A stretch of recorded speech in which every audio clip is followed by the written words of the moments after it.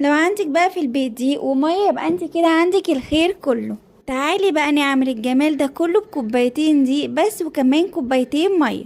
جيبي بقى اي بولة عندك وحطي فيها كوبايتين ميه وكمان رشة من الملح ومعلقة كبيرة من الزيت، وقلبي بقى كويس جدا لحد ما الملح يدوب. وبعد كده بقى حطي كوبايتين دقيق ابيض ونخليهم كويس جدا. احلى حاجة بقى فيه ان هو من غير عجن ولا خميرة ولا اي حاجة وبيتعمل في نفس الوقت، يعني مش هياخد منك وقت خالص وكمان مش مكلف.